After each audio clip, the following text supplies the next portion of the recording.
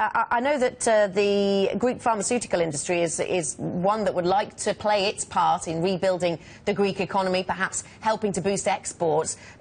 Do you think at any point the industry wanted to leave the euro because perhaps devaluing your currency would have been a quick route to getting more exports? Well, first of all, I would like to point out that the pharmaceutical sector is a very strong sector that will believe, lead the growth to recovery for our country and economy. The large Greek pharmaceutical industries are closely related to multinational industries all over the world, and we strongly believe that we are part of the European Union and we should remain there. And, of course, we should strengthen our international collaborations within the euro. We don't believe that any other currency would help us in the long term.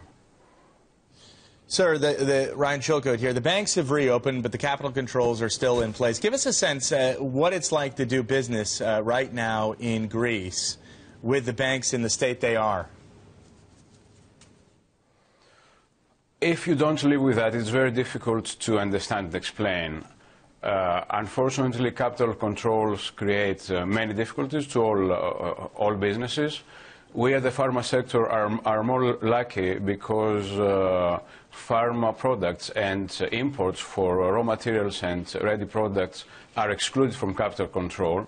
Of course, this goes through a very significant and strict process with the Bank of Greece, where you have to make an application for something to be imported.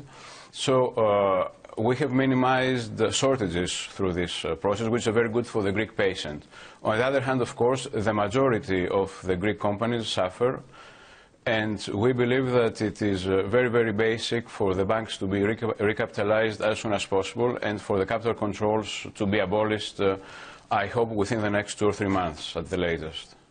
At the height of the crisis, Theodoros, many commentators were asking whether we were going to see some sort of humanitarian crisis in Greece, whether the country was going to be able to import enough medicines, for example. Are we past that? Do you see a shortage of any medicines in Greece at the moment? Well, both local and multinational pharmaceutical industries cooperate very closely with the Ministry of Health. And at the moment, we have succeeded in minimizing shortages. I think this is very, very important in this environment. And I believe that if things do not deteriorate and if we proceed towards an agreement, we will not see any significant shortages.